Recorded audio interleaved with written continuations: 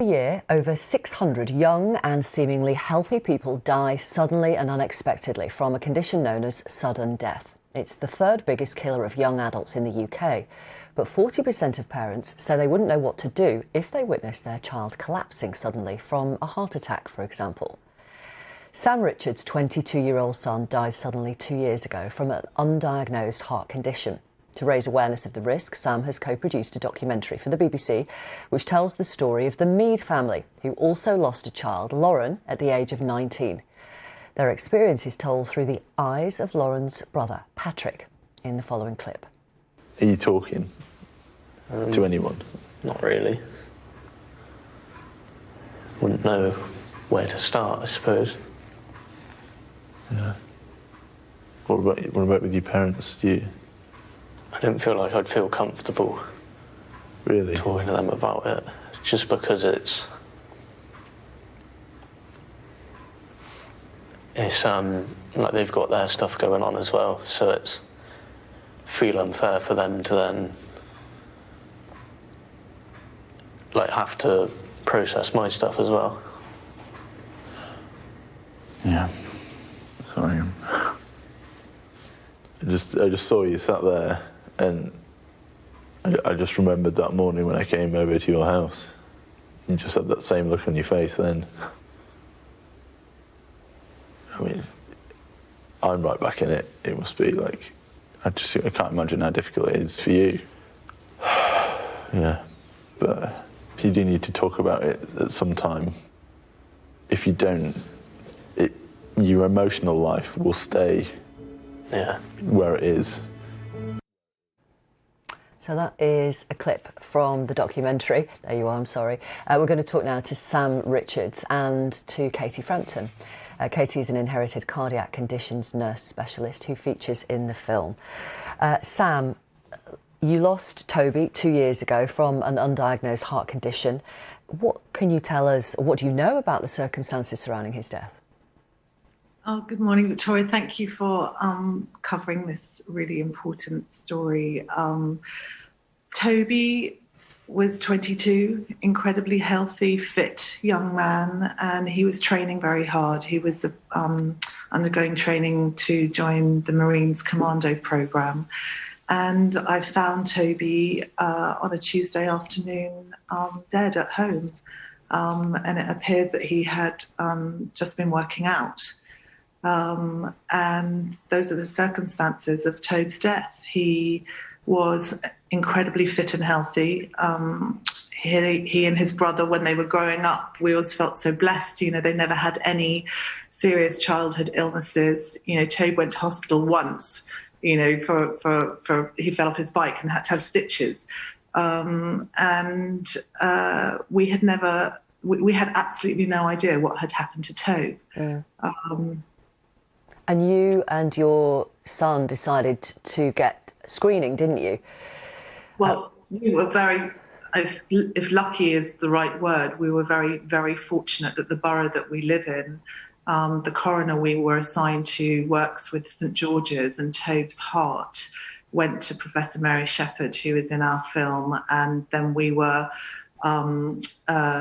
introduced to CRY, Cardiac Risk in the Young, to go and have our referral tests in the specialist unit that Katie works in. And so when I say lucky, it's not joined up in the whole country. Not everybody, is afforded that. And Patrick's family, who we follow in the film, who are Patrick and his family, have been so brave, allowing us to follow, like us, you know, what on earth happened to Patrick's sister Lauren. Yeah. You know,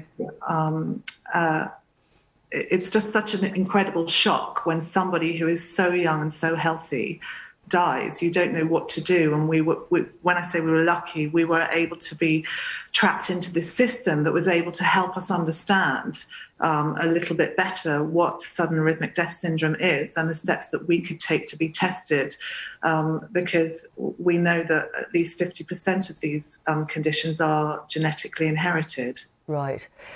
But I mean, what can people do? If there are parents watching now, if there are young people watching now, what can you do if there's an undiagnosed heart condition? Well, this is one of the reasons why we wanted to make the film, because I think, firstly, as with anything in life, knowledge is power. And, I had never even heard of SADS. And so by raising awareness that this condition exists, I think as a parent, that as a mum, when you give birth, guilt comes with that. And immediately, I kept thinking, well, what could I have done? What could I have done with Tobe? I should have got him tested. But I didn't know anything. So at least, people have awareness of it. Tobe was somebody who was always very fit, but he wasn't exercising to the intensity that he was at the time of his death. And if he had had an ECG, and Katie will speak to you about this because it's not always the case that everything can be picked up, but I may have thought as a mother, if Tobe was about to go and do all that exercise, I could have taken him to have an ECG. If something had picked up in Tobe, then he definitely wouldn't have been able to have been working out that intensely. So that if that these things exist and you can go and get tested and something does show up, then you can work out how you can manage that condition clinically in life without it resulting in death. Understood. Katie, explain what you do in your role as an inherited cardiac conditions nurse specialist. So I look after families who've experienced sudden death in a family member, and guide them through the journey to try and get them some answers as to what's happened and why it's happened, and to ensure that no other family members are at risk of sudden death. And if we do find a condition in another family member, we look after them and manage their condition to prevent cardiac arrests in that person as well. Are you able to explain the difference for us between sudden cardiac death and sudden adult death?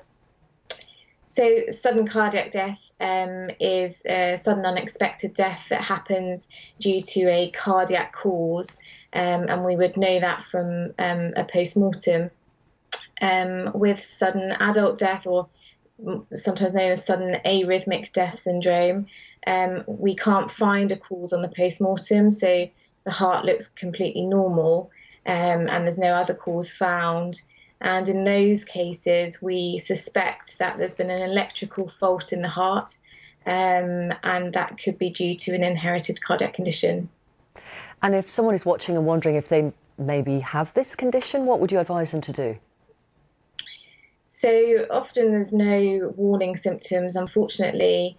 And the people who are most at risk are those who have already had a family member either have a sudden cardiac arrest and have been diagnosed, or who have sadly died due to SADS. And those people can be screened at specialist centres. There are charities such as Cardiac Risk in the Young who do offer screening for people aged 14 to 35 with an ECG, and that information can be found on Cardiac Risk in the Young's website. OK, well, thank you very much, Katie.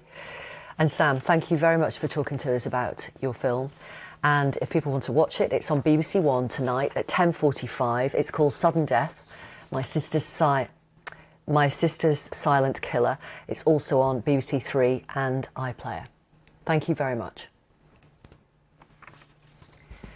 Protesters have clashed with police.